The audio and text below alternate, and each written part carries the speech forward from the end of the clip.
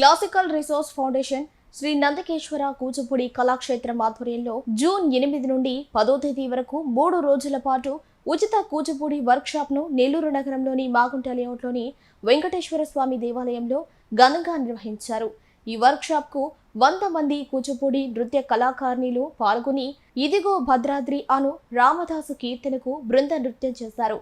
ఈ ప్రదర్శనలో నందకేశ్వర కూచిపూడి కళాక్షేత్రం విద్యార్థినులు చేసిన అనేక సాంస్కృతిక ప్రదర్శనలను అందరినీ అలరించాయి। 3 రోజుల పాటు జరిగిన వర్క్ షాప్ లో పాల్గొన్న కళాకారులకు మంగళవారం సర్టిఫికెట్లు ప్రదానం చేశారు। మన సంస్కృతి సాంప్రదాయాలు ప్రతిబింబించే విధంగా ఇంతమంది పిల్లల్ని ఒకే చోటు చేర్చి 3 రోజుల కార్యక్రమంలో భాగంగా ఈరోజు శ్రీ వెంకటేశ్వర స్వామి సన్నిధిలో 3వ రోజు కార్యక్రమాన్ని ముగింపు కార్యక్రమంగా చక్కని కార్యక్రమాన్ని నిర్వహించారు।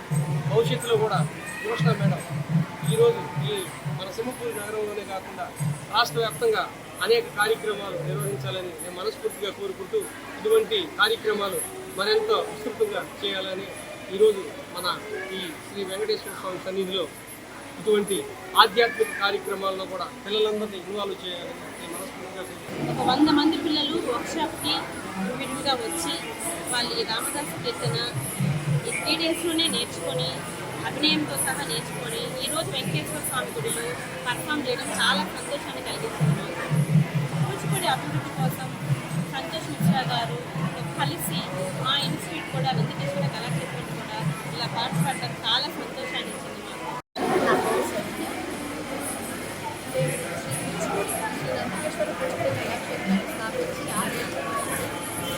మొదటిసారి వర్క్షాప్ని కండక్ట్ చేయాలని సంతోష్ మిశ్రా గారి వల్లే ఆలోచన వచ్చింది। సార్ సపోర్ట్తో ఇంతవరకు వచ్చింది 3 రోజులు వర్క్షాప్ కండక్ట్ చేశాము। చివరి రోజుగా ఒక పెద్ద వేడుకగా చేద్దామని ఆలోచనతో మన మాగుంట లేఅవుట్ వెంకటేశ్వర స్వామి టెంపుల్లో ఇది కండక్ట్ చేశాము। పిల్లలకు రామనుకున్నాము కానీ చాలామంది పిల్లలు చాలా ఇంట్రెస్ట్గా వచ్చి కూచిపూడి డ్యాన్స్ ఫామ్ని నేర్చుకోవడం నాకు చాలా సంతోషంగా ఉంది।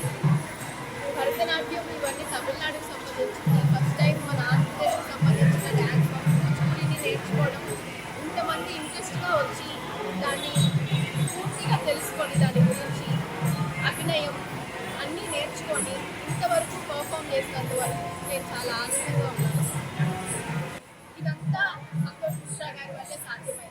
हम एक कल्चरल एक्सचेंज के तहत काम कर रहे हैं क्योंकि हमारे यहाँ काफ़ी लोग जानते हैं कि नॉर्थ का ये कल्चर है और ये साउथ का कल्चर है, लेकिन कल्चरल एक्सचेंज नहीं होने के कारण बहुत सारे लोग तो हमारे कल्चर को जान नहीं पाते।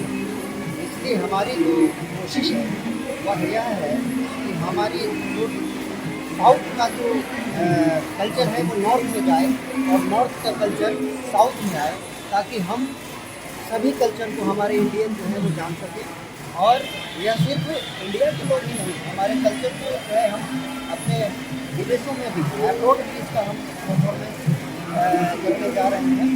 हमारी ऑर्गेनाइजेशन आर्ट एंड कल्चर से पूरा डिवोटेड है और हम थैंकफुल टू शरण्या जी का धन्यवाद करते हैं जिन्होंने इस कार्यक्रम को बखूबी मेरे एक आग्रह पे इन्होंने किया और बहुत ही अच्छा कार्यक्रम हुआ। इसके लिए हम आप सभी को भी धन्यवाद देते हैं। जितने हमारे मीडिया बंधु हैं उन सभी को मैं धन्यवाद देता हूँ कि वो जो है इसमें बढ़ के कार्य किए हैं और हम आगे भी इस तरह का कार्यक्रम करते रहेंगे। और मैंने तो शरण्या जी को यह भी बोला है कि यदि आप इच्छुक हैं तो क्लासिकल कल्चरल रिसोर्स फाउंडेशन का प्रोग्राम डायरेक्टर मैं आपको आंध्र प्रदेश का बनाता हूँ। इसलिए मेरी आपसे यही है कि हम सब मिलजुल करके इस कार्य को करें और अपने संस्कृति को अपने जो हमारी संस्कृति है भारतीय संस्कृति है उसको हम सुरक्षित रखें और आगे भविष्य में हम एक दूसरे को जानने का समझने का सौभाग्य प्राप्त होगा।